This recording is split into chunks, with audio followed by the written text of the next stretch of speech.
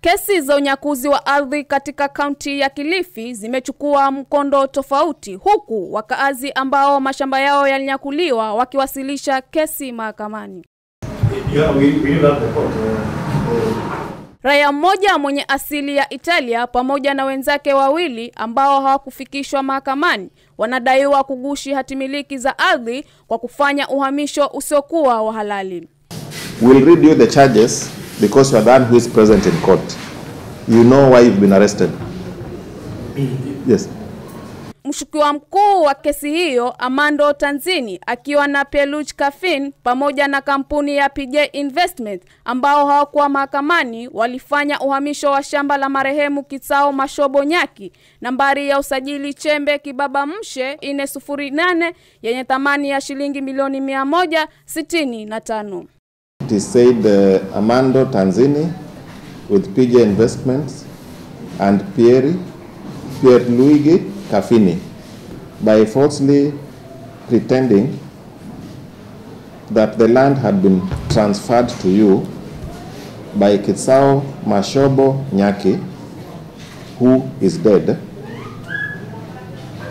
This was done through his alleged appointed attorney, Ya Baya Bimulingo, who is also dead,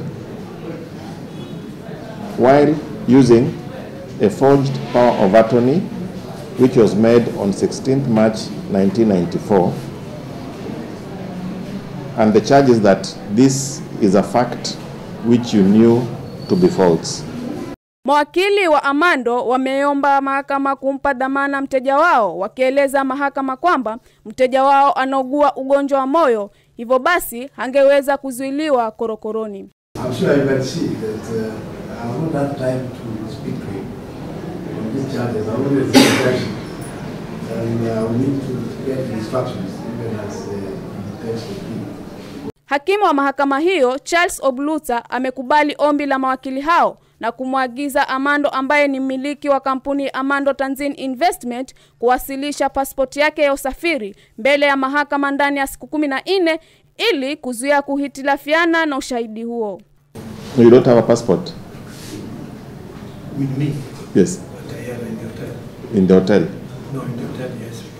So the hotel is where he stays? Yes. Where his house is? Yes. He's okay. Yeah, the hotel is covered. Okay. So that will be within within 14 days for organizing to have the passport deposited in court. Hakimu Obluta pia ameagiza mshukiwa Amando kutoa dhamana ya shilingi milioni 5 ama mdhamini wa kiasi sawa na hicho au shilingi milioni 2 pesa taslim. So bond of 5 million with surety. Kesi hiyo itatajwa tarehe 29 mwezi Oktoba na kusikizwa tarehe 10 mwezi Disemba mwaka huu. The prosecution to supply the defense with the statements within 14 days. Then hearing on 10th of December. Nikiripotia Coco FM, mimi ni Teklayeri. Coco FM, ladha ya Pwani.